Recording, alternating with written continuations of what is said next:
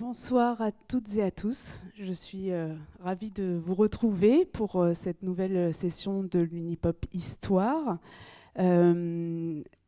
D'habitude, vous avez plutôt l'occasion de voir mon collègue Bruno ou François, mais c'est avec grand plaisir que ce soit mon tour ce soir et pour vous présenter Cécile Vidal, que vous avez peut-être déjà vue puisqu'elle était avec nous au Festival du film d'histoire lors de la dernière édition en novembre sur le 19e siècle pour nous parler d'un merveilleux livre qui s'appelle « Les mondes de l'esclavage, une histoire comparée », une somme mais passionnante.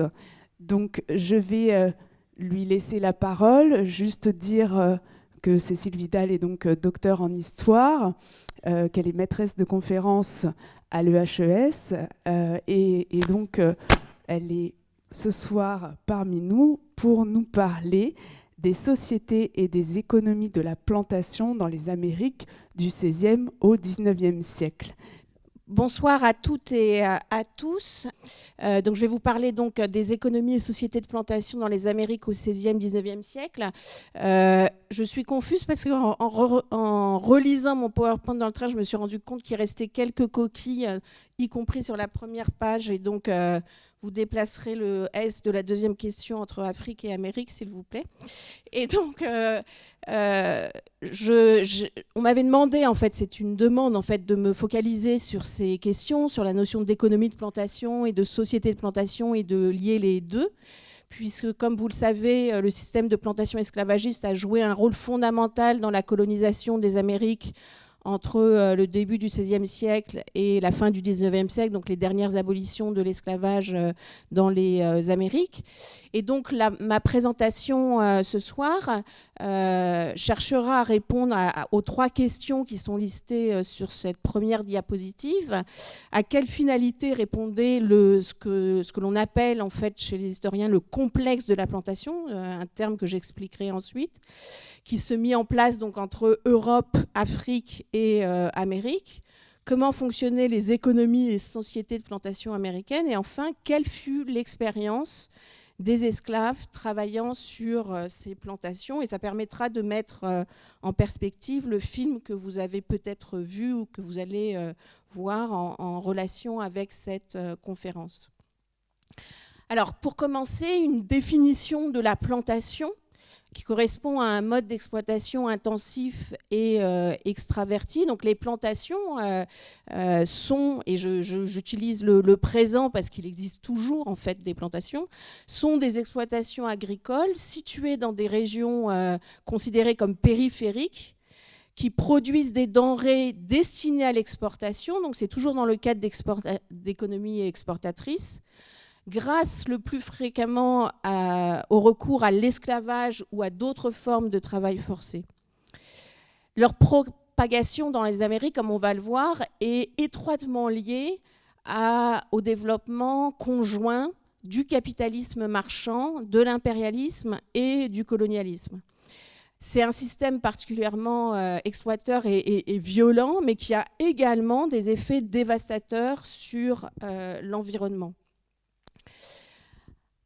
Alors, les plantes qui sont cultivées sur les plantations qui ont été mises en place aux Amériques sont diverses et variées. On pense bien sûr à la canne à sucre, au café, au cacao, au tabac, à l'indigo, au riz, au coton. Et de nos jours, il y a d'autres plantes qui le sont sur les plantations contemporaines, les palmiers à huile, les EVA pour le caoutchouc. Mais évidemment, l'Amérique des plantations est particulièrement associée à la canne à sucre, et j'expliquerai pourquoi. Et en fait, cette association entre plantation, donc un type particulier d'exploitation agricole, et canne à sucre est ancienne, puisque la culture de la canne apparaît en Asie, dans les plaines du Bengale et dans l'Asie du Sud-Est, puis se propage en Asie centrale, puis en Méditerranée orientale et en Sicile dans les derniers siècles de la période médiévale. Et puis, à l'occasion des débuts de l'expansion portugaise à partir du début du XVe siècle, expansion portugaise qui commence en fait par longer les côtes de l'Afrique. Les Portugais s'installent dans un certain nombre d'archipels au large de l'Afrique, et notamment l'archipel de Sao Tomé. Et c'est dans cet archipel que va être mis au point ce que l'on appelle la grande plantation sucrière intégrée esclavagiste, donc qui associe en fait des plantations de taille relativement importante et qu'on dit intégrées parce qu'elles associent la production de canne à sucre et la transformation de canne à sucre en sucre. Et donc, ce sont des entreprises non seulement agricoles, mais véritablement agro-industrielles. Et c'est vraiment la spécificité en fait, des plantations sucrières, cette dimension à la fois agricole et industrielle. Et puis, c'est à Sao Tomé où on a pour la première fois recours à l'esclavage des Africains subsahariens pour travailler dans ces plantations sucrières. Donc toutes les grandes caractéristiques de ce que va être la plantation sucrière intégrée esclavagiste aux Amériques est en fait déjà présente à Sao Tomé au cours du XVIe siècle. Ce modèle de la grande plantation sucrière intégrée se diffuse ensuite aux Amériques avec la colonisation des Amériques à partir de la fin du XVe siècle. À Hispaniola et Porto Rico tout d'abord, avant 1570, et après 1570, en fait, ces îles seront exploitées par les Espagnols autrement, en fait, et les plantations sucrières vont disparaître. Mais la production de sucre, en fait, le relais est pris par le Brésil, et notamment le nord-est du Brésil, la région de Bahia, dans la seconde moitié du XVIe siècle, puis dans les Antilles néerlandaises, anglaises et françaises au XVIIe siècle, et enfin à nouveau à Cuba, Porto Rico, et puis en Louisiane au XIXe siècle. Alors, petite précision, au Brésil se développe en fait un double système. On a des grandes plantations sucrières intégrées, mais qui sont toujours de plus petite taille que dans la Caraïbe. Et en plus de ces grandes plantations sucrières intégrées, on a également de plus petites plantations qui se contentent de cultiver la canne et qui la font broyer dans les moulins des grands domaines.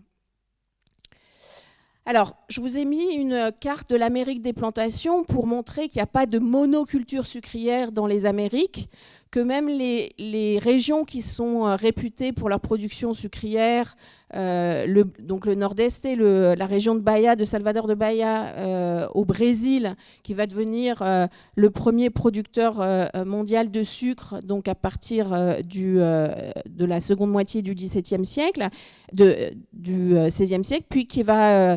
le relais va être pris en fait par les îles caraïbéennes et puis ensuite la Louisiane au XIXe siècle et à nouveau Cuba et Porto Rico comme je disais. Mais même dans la Caraïbe et puis au Brésil, on a d'autres cultures. Dans la région de Rio de Janeiro, on a la culture du café qui se développe au XVIIIe et XIXe siècle. Dans la Caraïbe, à côté du sucre, on a évidemment d'abord et avant le sucre, le tabac, l'indigo, le coton. Et puis, en Amérique du Nord, avant la formation des États-Unis, on produit essentiellement du tabac, du riz. Et à partir du 19e siècle, du coton et donc du sucre. Donc, vous avez les différentes régions de production sur des plantations qui correspondent aux régions tropicales et subtropicales des Amériques.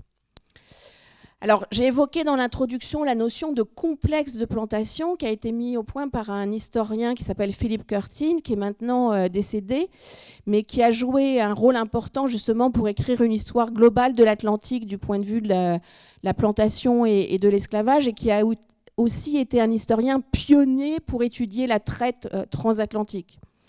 Alors le complexe de la plantation, c'est un système en fait qui relie étroitement d'un point de vue à la fois politique et économique l'Europe, l'Afrique et les Amériques, et je vais en parler pour le moment en fait où le système est à son maximum, le XVIIIe siècle. Alors, comme je le disais, la mise en place du système atlantique d'esclavage, le système de plantation plus généralement, est étroitement liée à la fois à l'essor du capitalisme marchand et surtout à la mise en place d'empires coloniaux avec la colonisation des Amériques, donc entre Europe, Afrique et l'hémisphère occidental. Et donc c'est vraiment important cette dimension coloniale des empires qui se mettent en place, avec cette différenciation entre métropole et colonie, et le rôle de subsidiarité conférée aux colonies qui doivent être au service de la puissance et de la croissance métropolitaine. Avec la colonisation des Amériques se développent donc des plantations dans les Amériques tropicales et subtropicales. Et un autre élément qui joue justement au sein de ces empires coloniaux, c'est le fait que les planteurs à la tête de ces plantations, qui possèdent ces plantations, peuvent résider dans les Amériques même. C'est le cas en Amérique du Nord, par exemple dans le sud de l'Amérique du Nord.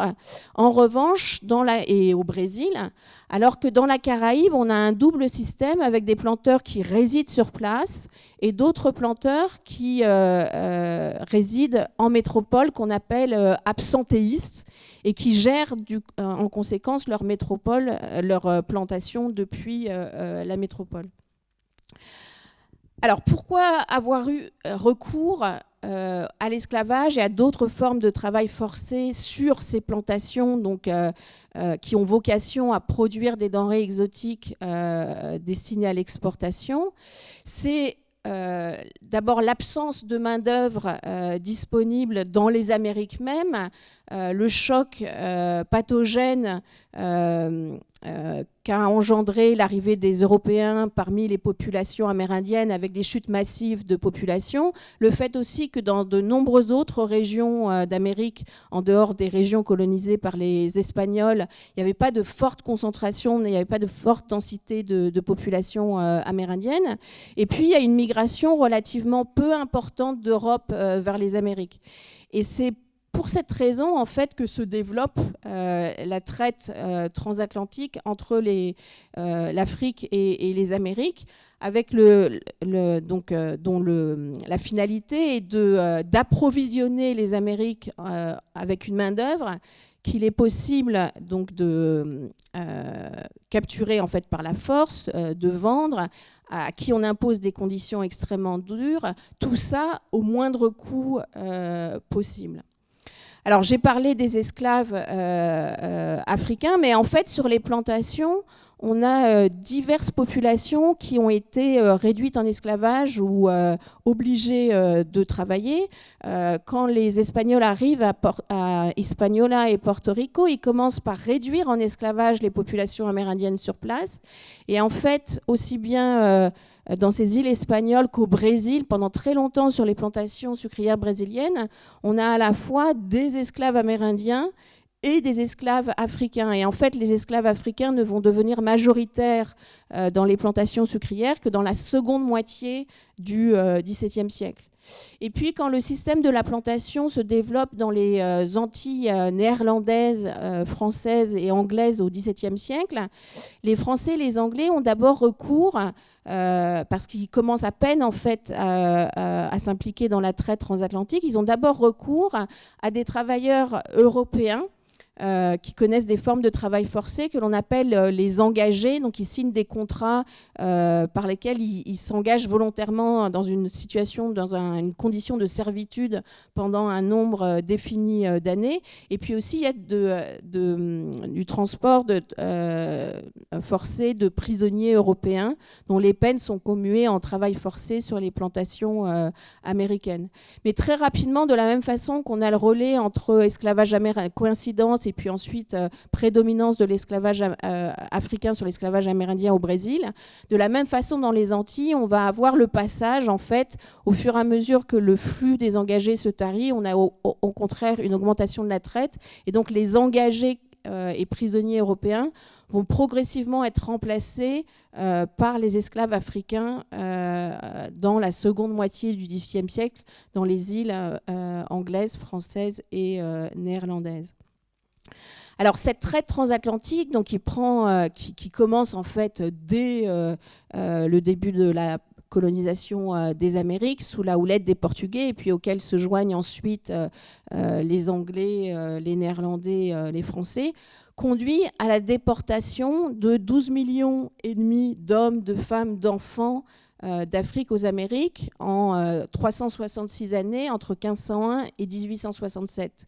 Et on a une accélération, c'est pour ça qu'on parle du maximum du système esclavagiste, du système atlantique d'esclavage au XVIIIe siècle, parce que sur ces 12,5 millions d'esclaves, 5,8 millions ont été déportés dans une très courte période entre 1750 et 1825. Donc on a alors une massification de la traite qui prend un caractère industriel pour répondre à la demande en main-d'œuvre sur les plantations américaines en pleine expansion. Alors, cette traite, on l'associe très souvent au commerce triangulaire entre Europe, Afrique et Amérique. Mais en fait, il y a deux systèmes de traite dans l'Atlantique. Le système dans l'Atlantique Nord qui correspond en effet à un système triangulaire entre l'Europe, l'Afrique de l'Ouest et puis la Caraïbe ou l'Amérique du Nord. Et puis on a un deuxième système dans l'Atlantique Sud en raison des distances et surtout des courants et des vents, où on a une traite en droiture entre l'Afrique occidentale centrale et puis la région de Bahia, qui est la grande région de production sucrière, et puis ensuite Sao Paulo pour le café. Donc on a en fait deux systèmes et pas un seul. Vous voyez les flux de traite, en fait, 95% des esclaves qui ont été déportés d'Afrique aux Amériques ont été amenés dans la Caraïbe et surtout au Brésil. Le Brésil, c'est la première grande région où arrivent les esclaves. Et puis ensuite, dans l'Amérique espagnole, la Caraïbe et seulement très secondairement l'Amérique du Nord, qui n'a reçu que 6% en fait des esclaves de la traite transatlantique. Et la très grande majorité de ces esclaves, partout en fait, sont destinés au travail sur les plantations, à l'exception peut-être au Brésil où il y a aussi le travail dans les mines d'or et de diamants. Alors, ces esclaves donc, sont mis au travail pour produire ces denrées destinées à l'exportation en Europe. Ces denrées, en fait, donc le sucre, le café, sont destinées à une consommation locale, mais aussi à un commerce de réexportation ailleurs en Europe, dans l'ensemble de l'Europe. Et dans le cas français, par exemple, la France, qui était dans une position secondaire par rapport à l'Angleterre au début du XVIIIe siècle, voit son commerce colonial augmenter de manière considérable dans la seconde moitié du XVIIIe siècle. Elle rattrape alors l'Angleterre grâce justement donc, au commerce colonial et au commerce surtout de réexportation à l'intérieur de l'Europe, à tel point que le commerce colonial français dans la seconde moitié du XVIIIe siècle constitue une part considérable du commerce extérieur français. Donc c'est dire le poids économique et l'importance économique de ce commerce. Deux autres précisions donc, dans ce système du complexe de la plantation qui relie Europe, Afrique et Amérique dans des relations de dépendance à la fois politique, économique et financière. Le commerce triangulaire, il repose sur un système de crédit puisque les marchands métropolitains en fait amènent des esclaves aux Amériques qui ne seront remboursés qu'à la récolte suivante. Et donc structurellement, le système place les planteurs dans une position de dépendance à l'égard des marchands métropolitains européens qui pour la plupart pratiquent la traite. On a aussi une traite qui peut partir d'Amérique. C'est le cas par exemple le Rhode Island en Amérique du Nord s'implique à partir du début du XVIIIe siècle. Et puis, dans le cas brésilien, on a vu que c'est en grande partie une traite en droit tour. Et puis, quand la traite va devenir illégale au XIXe siècle, on va avoir aussi des expéditions de traite illégales organisées depuis Cuba ou d'autres îles espagnoles plutôt que depuis l'Europe. Et enfin, dernier élément de ce système, les régions périphériques qui ne connaissent pas l'économie de plantation participent néanmoins au système de plantation, puisqu'ils fournissent en fait les denrées dont ces régions ont besoin.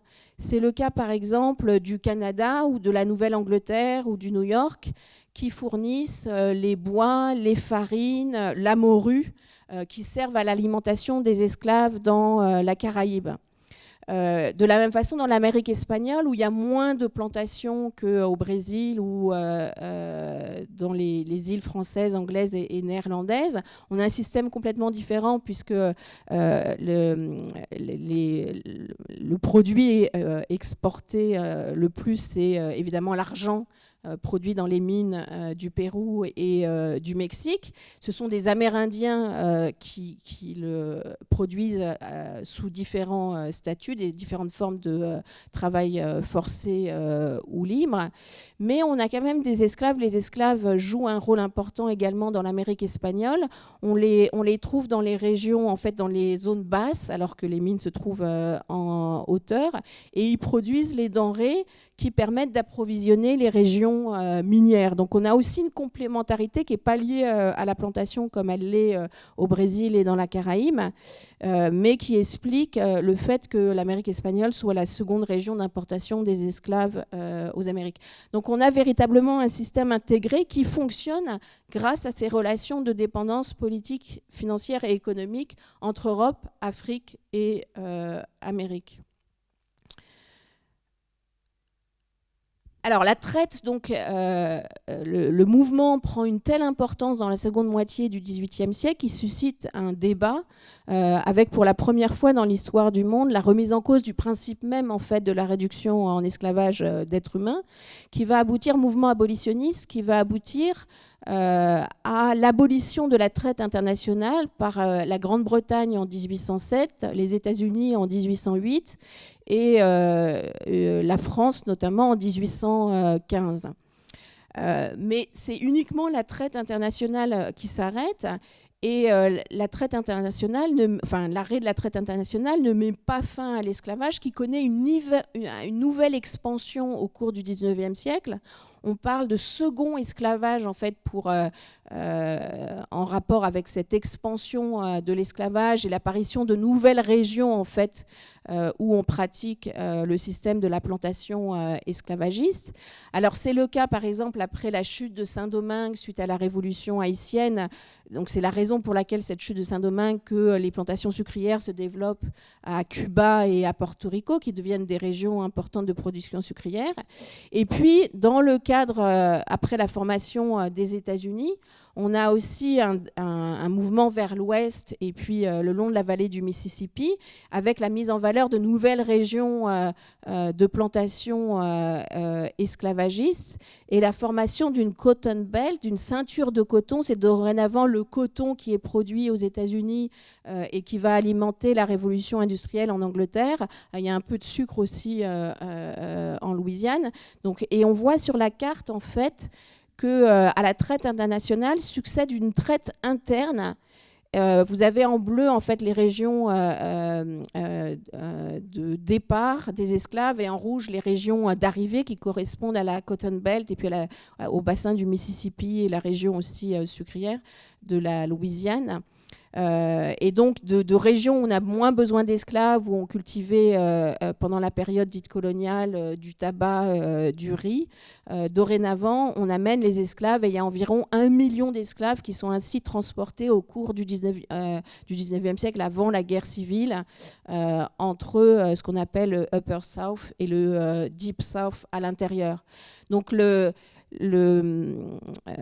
effets en fait de la traite sur les esclaves, l'arrachement aux communautés, la séparation des familles se perpétuent alors même que les esclaves créolis sont nés en Amérique dorénavant.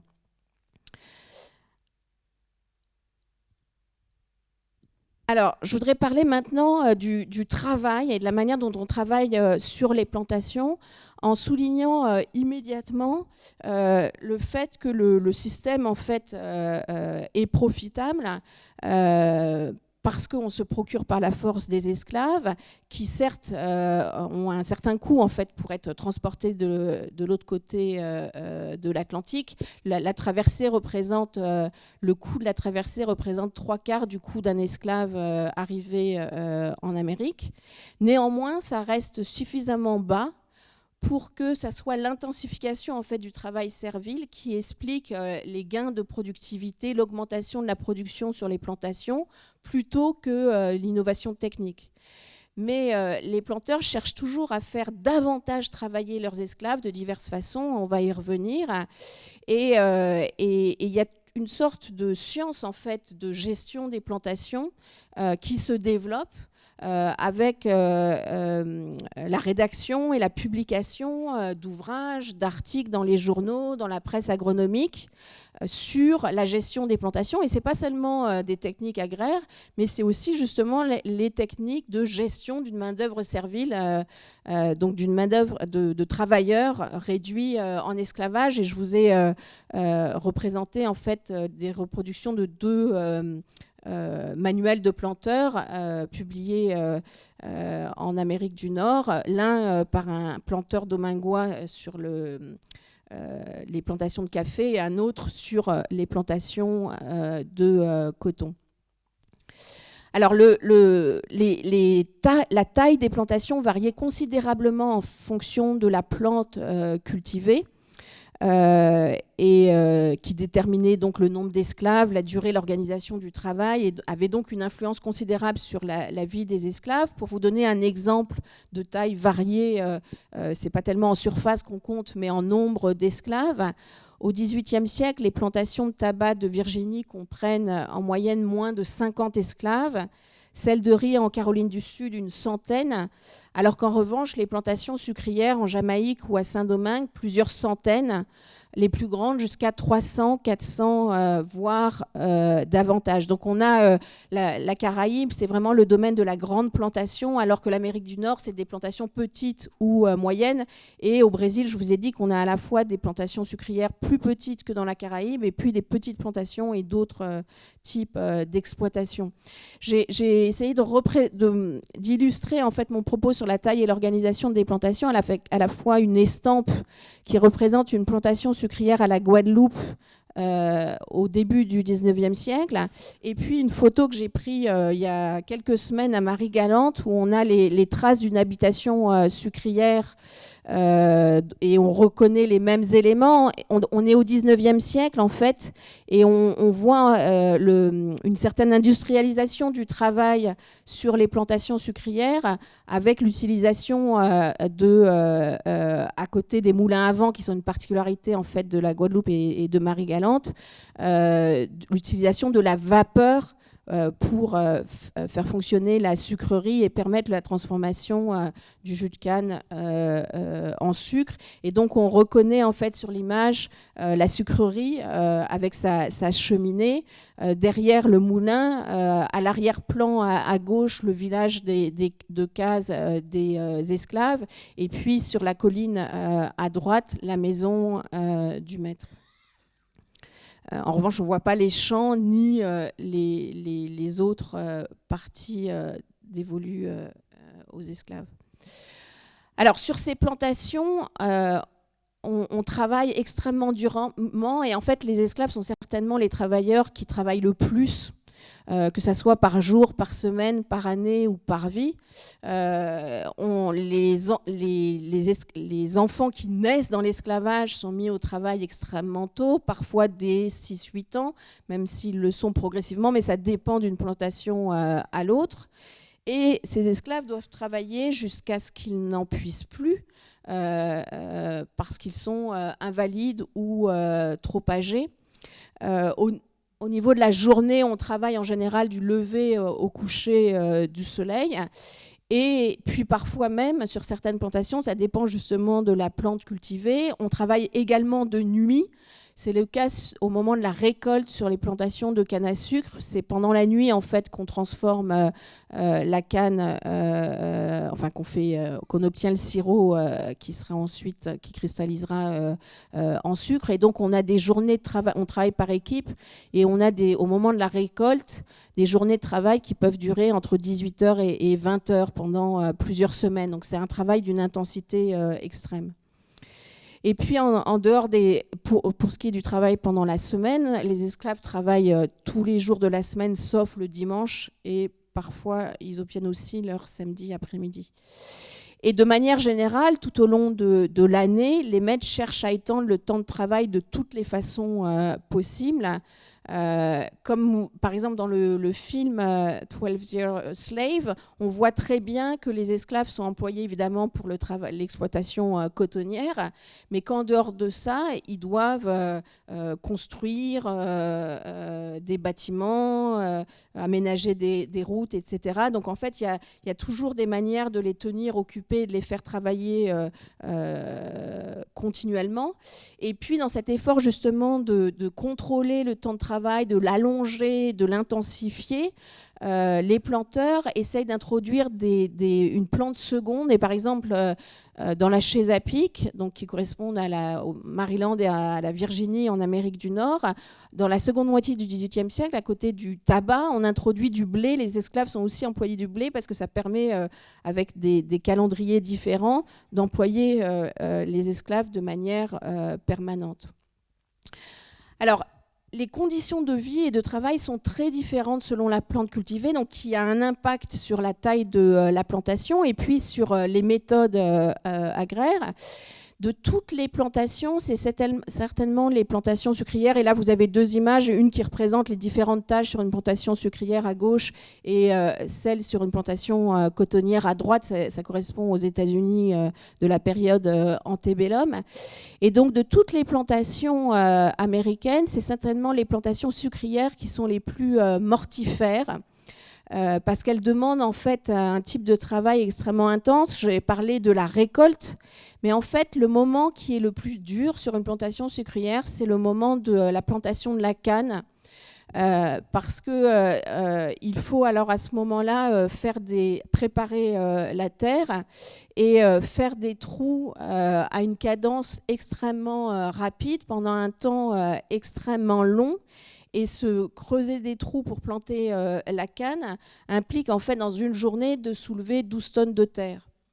Et ce travail était tellement exténuant que les grandes plantations, par exemple en Jamaïque, avaient recours à ce qu'ils appelaient le jobbing, c'est-à-dire la location d'esclaves pour faire accomplir cette tâche, parce que ça permettait de sauvegarder sa propre main-d'œuvre, de réduire la mortalité et de faire le travail le plus dur par des esclaves qui étaient loués. Alors, l'organisation de travail jouait un rôle important et il variait selon les plantes cultivées. On a en fait, je caricature un peu, mais on a deux systèmes qui sont soit différents selon les plantations, soit qui peuvent se combiner sur une même plantation. On a ce qu'on appelle le système des ateliers et le système des tâches, gang system, task system en anglais. Le système des tâches consiste à donner en fait des corvées à accomplir ou des quotas à réaliser au cours de la journée ou de la semaine à titre individuel. Il n'y a pas de surveillance permanente en général et c'est un système qui est préféré par les esclaves parce que ça permet aux esclaves de mieux contrôler, enfin d'avoir un certain contrôle sur l'organisation et le rythme de travail. Ils peuvent essayer de travailler plus vite pour dégager du temps pour cultiver leur propre lopin de terre. Et on a un tel système dans les plantations de riz en Caroline du Sud, de café, ou aussi pour la récolte du coton, parce qu'on peut peser le coton à la fin de la journée par travailleur. C'est ce qu'on voit dans le film notamment. Et puis on a un autre système qui est celui qui est prévalent sur les habitations sucrières, qui est le système des ateliers, où les travailleurs sont répartis en équipes qu'on appelle dans les gangs en anglais, ou les ateliers dans les Antilles françaises. Et donc les travailleurs sont répartis entre 1, 2, 3, voire même 4 ateliers parfois, selon leur âge, leur force physique, leurs conditions de santé. Le premier atelier est chargé des travaux les plus exténuants, alors que le dernier, avec des enfants, des personnes âgées, est occupé aux tâches les plus légères et les moins harassantes.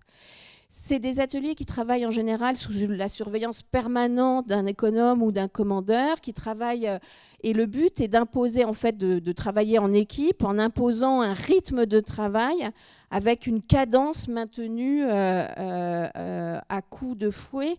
Et donc, je reviendrai en arrière ensuite, mais on voit par exemple le travail de hauling dont je vous parlais, le fait de faire des trous pour planter la canne. Là, on a une image sur une plantation d'une île des West Indies, Antigua, où on voit bien la ligne avancer. Ils doivent avancer du coup à la même cadence sous la surveillance du contremaître, et c'est ça qui rend évidemment les choses extrêmement dures et qui empêche en fait de ralentir facilement le rythme de travail. Et c'est un système aussi beaucoup plus violent et mortifère. Alors, ce système, il est imposé grâce à un encadrement et crée une hiérarchie des travailleurs sur la plantation. Hiérarchie qu'on voit très bien représentée en fait sur ce tableau abolitionniste français qui date de 1843. Au sommet de la hiérarchie, il y a, quand il n'est pas absentéiste, le maître qui peut être présent. Donc là, on le voit avec sa femme et ses enfants. L'économe, là, en revanche, il n'y a pas cet économe qui est en général quelqu'un d'origine européenne. En revanche, le commandeur, donc il y a une espèce de délégation de l'autorité du maître à l'économe et au commandeur. C'est souvent, il est choisi parmi les esclaves ou les libres de couleur, et c'est lui en fait qui est chargé de gérer le travail et les travailleurs serviles, y compris souvent de les punir, ce qu'on voit représenté ici. Et puis parmi les esclaves, on a des différenciations qui sont faites entre les esclaves domestiques, les esclaves qualifiés, et les esclaves des champs. Les esclaves qualifiés, c'était les artisans, ceux qui étaient chargés du transport, ceux qui avaient un savoir technique pour la fabrication justement du sucre ou de l'indigo, donc la transformation des plantes, alors que ceux qui faisaient le travail le plus dur, qu'on appelle les field hands en anglais, les esclaves des champs, étaient au bas de cette hiérarchie. Et très souvent, en fait, la hiérarchie était également, en fait, reproduisait la division entre les esclaves, esclaves africains et esclaves créoles, et puis une hiérarchie raciale entre les esclaves noirs et les esclaves métissés, et donc étaient privilégiés pour être choisis comme commandeurs, devenir domestiques ou acquérir une qualification, les esclaves créoles plutôt que les esclaves africains, et les esclaves métissés plutôt que les esclaves noirs. Autre dimension très très importante, la question de la division genrée du travail, de la répartition ou non des tâches entre les hommes et les femmes, et la place des femmes en fait dans les plantations esclavagistes. Même si moins de femmes ont été déportées aux Amériques, ça dépend des régions, et puis elles sont mises au travail en fait comme les hommes, et c'est ce qu'on voit très bien dans la gravure représentée, donc cette scène de hauling, où on voit une alternance d'hommes et de femmes faisant exactement la même tâche. Et en fait, le problème des femmes sur les plantations sucrières, c'est que les tâches qualifiées, notamment les emplois dans la sucrerie, étaient réservés aux hommes, et elles ne pouvaient échapper au travail de champ que grâce au travail domestique, mais il y avait peu besoin de travailleurs domestiques. Et du coup, la plupart d'entre elles se retrouvaient au champ, donc faisant le travail le plus dur, et ça avait un coût évidemment mortifère extrêmement important. Et donc, on dit toujours que sur les plantations, en fait, la race prime sur le genre, dans le sens où on n'aurait jamais imposé un tel travail à des femmes blanches. En revanche, on ne considérait pas le genre des travailleurs amenés d'Afrique, qu'on faisait travailler de la même façon qu'ils soient des hommes ou des femmes. Mais il y a quand même parfois des différenciations, et c'est ce que vous voyez sur l'autre gravure qui représente le moment de la récolte, où ce sont surtout les hommes en fait qui coupent la canne, alors que les femmes sont chargées en fait de faire les boisseaux de canne. Un tel système fonctionne grâce à un recours constant à la violence physique au moment du travail, au châtiment pour punir les travailleurs récalcitrants, pour punir ceux qui cherchent à s'enfuir, qui volent pour essayer d'améliorer leur alimentation. Et je vous ai représenté un saladier en fait, qui est conservé au musée du Nouveau Monde à La Rochelle, qui est un saladier absolument terrifiant, parce que le titre en fait, qui est dessiné sur le saladier s'intitule « Vive le beau travail des îles de l'Amérique » et date de 1785. Donc c'est une célébration du travail servile qu'on voit pourtant employer des méthodes violentes avec cet économe qui surveille ces travailleurs des champs et puis cette punition par le commandeur d'un esclave récalcitrant. Donc on voit, il y a une violence physique, il y a aussi une violence symbolique par la célébration de l'usage en fait, de la violence pour produire sur les plantations sucrières et autres. Et puis cette violence physique, elle associe toujours des formes d'humiliation. Elle s'accompagne également d'une violence sexuelle systémique à l'encontre des femmes esclaves, parce que ce qui fait la marque de l'esclavage, c'est non seulement l'exploitation pour le travail, mais de manière plus générale, c'est l'exploitation de l'intégralité du corps de l'esclave, aussi bien pour ses fonctions productives que reproductives. Et les femmes esclaves, de ce point de vue, payaient un coût subissant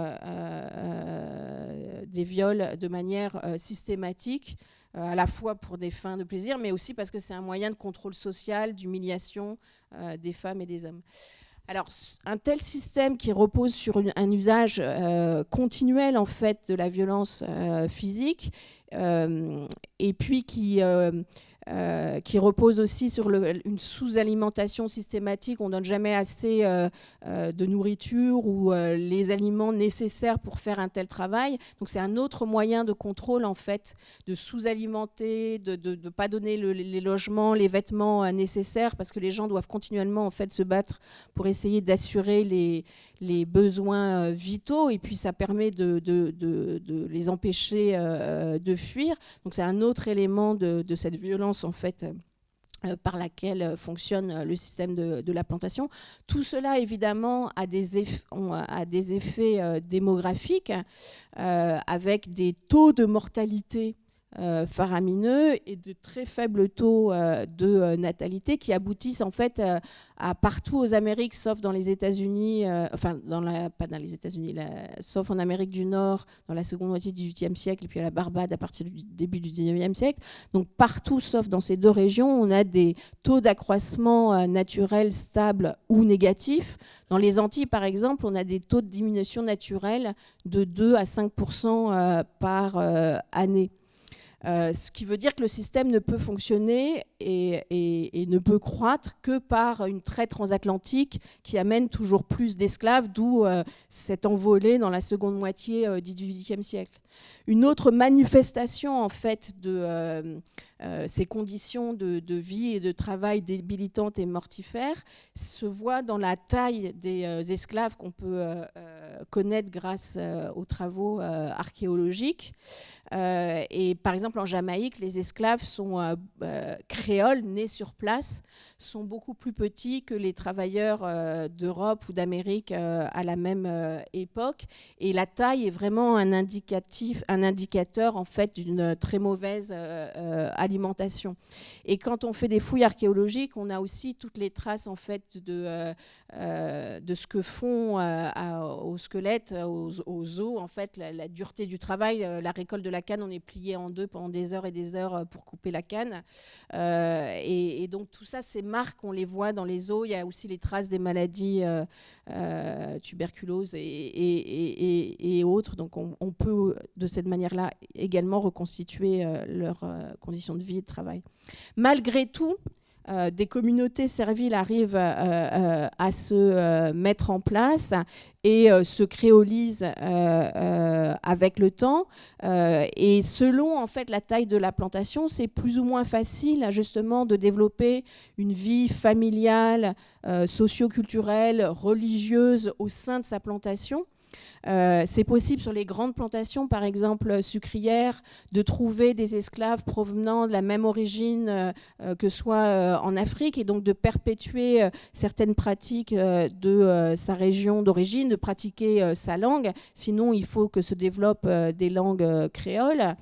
C'est aussi possible de trouver des conjoints en fait, sur la plantation quand il y a un nombre suffisant d'esclaves, alors que sur les petites plantations, il faut aller trouver un conjoint ailleurs, sur une autre plantation voisine, et ça signifie que les familles sont systématiquement séparées, les enfants restant avec les mères. Donc la plante cultivée qui influe sur la taille de la plantation et le nombre d'esclaves, je le disais, influe sur la vie familiale, sociale, culturelle, religieuse des esclaves, dont les conditions de vie, donc ça dépend. J'ai donné 3 exemples qui correspondent au 19e siècle. Un exemple de Caroline du Sud, de Jamaïque et du Brésil, qui montre aussi cet effort pour garder une certaine autonomie. On le voit à travers le pilage du manioc pour faire produire sa propre alimentation. Il y a une dimension paradoxale. Les esclaves pouvaient être nourris, approvisionnés en nourriture par leur maître.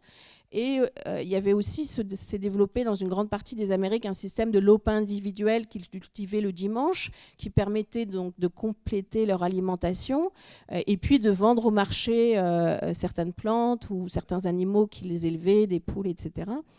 Et ça donnait une grande autonomie, et donc c'était un système qui était préféré par les esclaves, alors même que dans les îles où c'était pas possible, comme à la Barbade, où il n'y a pas assez de surface cultivée pour permettre des distributions de terrain aux esclaves, les esclaves étaient nourris par les maîtres, et donc en fait avaient une espérance de vie meilleure parce qu'ils étaient mieux alimentés de la sorte. Et donc il y a une espèce de paradoxe entre le choix de l'autonomie, qui était plus important, que le choix de la survie. Communauté servile, c'est une des formes de résistance, justement, cette capacité à recréer des liens sociaux malgré des conditions de vie et de travail difficiles. Et puis, il y a toutes sortes de formes multiples de résistance qui se sont développées. Je les ai listées sur cette diapositive. Ça va des révoltes et conspirations, en passant par les meurtres, les incendies, le vol, le refus de travailler, etc., jusqu'au militantisme en faveur de l'abolition. Si, par exemple, et parmi toutes ces formes de résistance, c'est certainement la fuite, ce qu'on appelle le marronnage, qui était le plus important, avec des formes diverses de fuite, parfois juste quelques jours avant de revenir, ou des tentatives pour fuir pour de bon, pour former des communautés à l'écart, ou se fondre dans l'anonymat urbain. Cette fuite, par exemple, on voit ce qu'on appelle le petit marronnage, la fuite pendant quelques jours. On voit un lien direct avec l'exploitation au travail, puisque le nombre de marrons augmente au moment, par exemple, des récoltes, où les esclaves essayent de partir 3 jours pour gagner quelques jours de répit, à un moment où c'est extrêmement dur. Et donc, ce qui est en jeu, évidemment, c'est leur survie. Alors, ces économies de plantation, ces communautés serviles sur ces plantations, elles forment ce que l'on a longtemps appelé des sociétés de plantation. Derrière ce concept, qui a été forgé par différents historiens brésiliens ou nord-américains dans les années 30, il y avait l'idée que les plantations constituaient une institution sociale totale qui contrôlait l'ensemble de la vie des esclaves et qui jouait un rôle de matrice pour la société dans sa globalité. La société était vue à travers en fait une unité économique.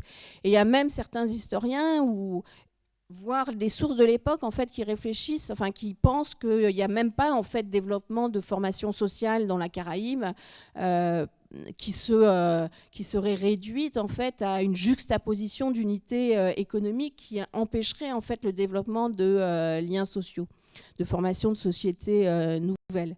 Mais ce concept en fait, le fait de placer en fait l'ensemble de l'histoire de la Caraïbe au prisme en fait de l'institution du système de plantation a été critiqué à partir des années 70 parce qu'on a porté de plus en plus attention à d'autres formes d'esclavage que l'esclavage de plantation, l'utilisation d'esclaves sur des exploitations vivrières, dans des fermes d'élevage, et surtout l'importance de l'esclavage urbain. Donc on a beaucoup étudié les villes dans les régions de plantation, et puis on a mis en évidence que ce n'était pas du tout des unités fermées, mais qu'il y avait toute une circulation, y compris des esclaves, de manière avec l'autorisation du maître ou en cachette du maître, donc entre les plantations et les villes, entre les zones de plantation elles-mêmes.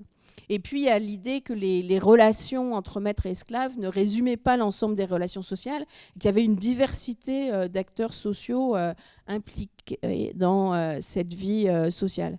Et donc dorénavant, plutôt que la notion de société de plantation, pour ne pas regarder ces sociétés au prisme uniquement de la plantation, ou pas en faire une institution sociale totale, on préfère dorénavant plutôt le concept de société esclavagiste. Et ce concept de société esclavagiste, il est lié aussi au développement de l'histoire comparée des esclavages à travers le monde, et il va de pair avec un autre concept qui est le concept de société à esclaves. Donc on oppose société à esclaves, société esclavagiste. Cette opposition, elle a d'abord été avancée par un historien de la Grèce ancienne qui s'appelle Moses Finlay, et qui définissait en fait la société esclavagiste par à la fois l'importance démographique des esclaves, avec un taux un peu arbitraire de 20% au minimum d'esclaves au sein de la population, et puis surtout un rôle central joué dans le système de production. Et il considérait qu'il n'y avait eu que 5 grandes sociétés esclavagistes à travers le monde: la Grèce ancienne, l'Empire romain, la Caraïbe, le Brésil et les États-Unis de la période antébellum. Dorénavant, on a montré, c'est ce qu'on fait notamment dans notre volume Les mondes de l'esclavage, qu'il y a en fait bien plus que les sociétés esclavagistes ont été bien plus nombreuses dans le monde. Et puis on essaye de redéfinir de plus en plus cette notion de société esclavagiste. Et du côté des Amériques, en fait, et de montrer qu'il y avait en fait une diversité de sociétés esclavagistes. Ce qui faisait la particularité des sociétés esclavagistes aux Amériques, c'était donc leur association étroite avec cette traite massive qui s'accélère et se massifie dans la seconde moitié du XVIIIe siècle. Donc un système qui demande un apport constant de nouveaux esclaves. Et puis, autre seconde caractéristique, le poids démographique des populations serviles.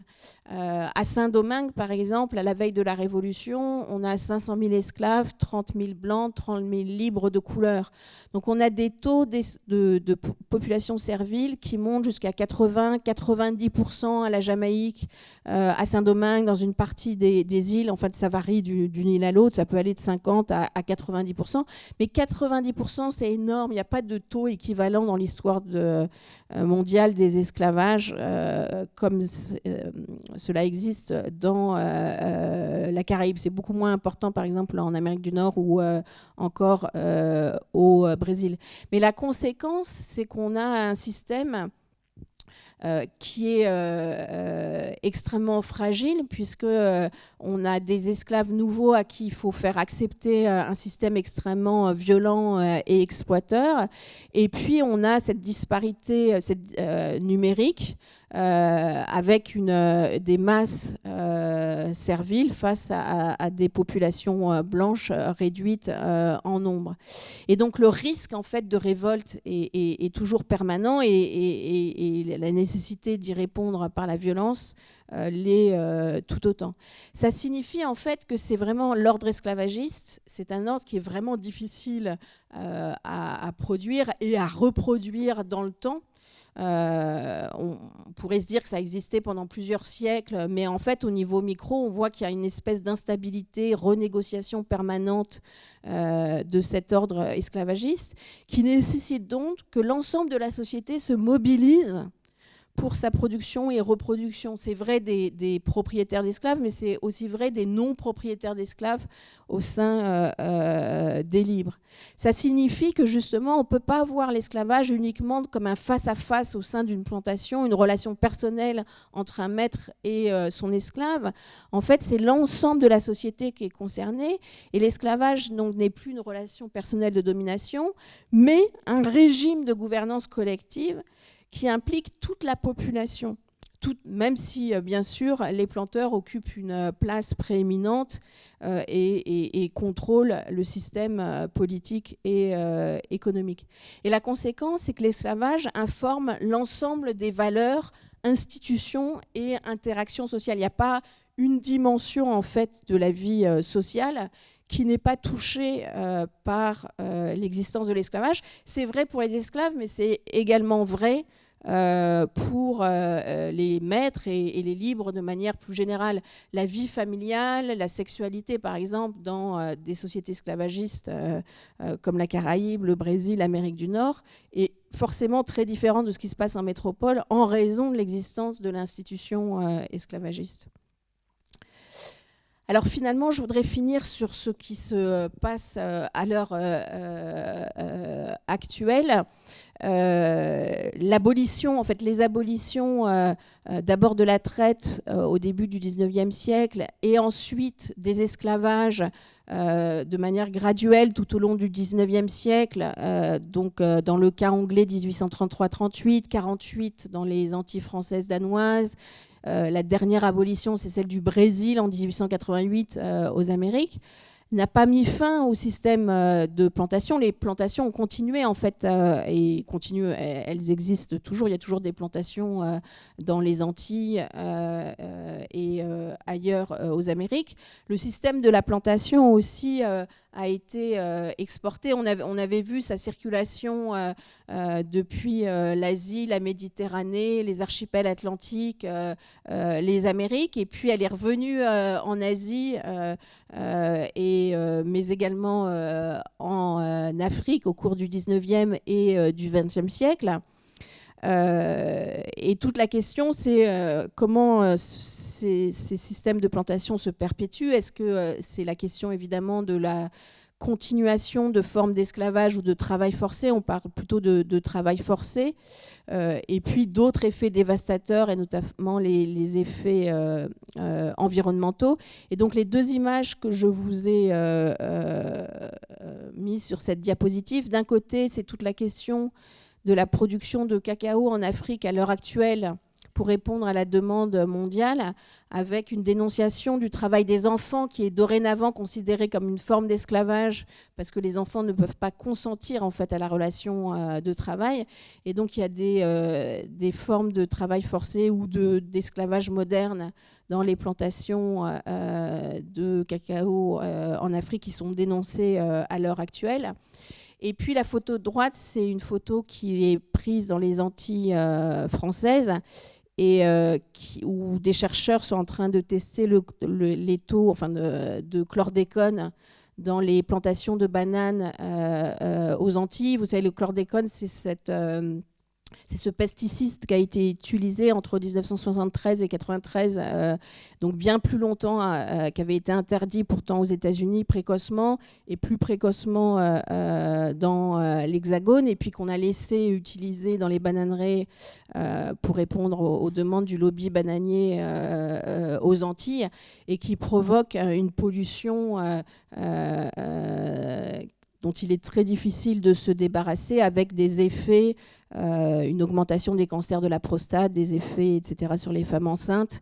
Donc, et à l'heure actuelle, c'est un sujet de débat et de mobilisation très vif, parce que l'État tarde à reconnaître en fait sa responsabilité en fait dans le phénomène, et très souvent dans les mobilisations il y a une comparaison en fait entre la situation esclavagiste et coloniale passée et la réalité présente et ce qui est acceptable en fait aux Antilles à l'heure actuelle, qui ne l'aurait pas été dans l'Hexagone et qui ne l'a pas été aussi longtemps. Donc les plantations à l'heure actuelle continuent, je pense, et donc en fait j'enlèverais bien volontiers mon point d'interrogation, continuent à être des lieux d'exploitation et continuent à dévaster l'environnement. C'est vrai aussi pour les plantations de palmiers à huile. Voilà.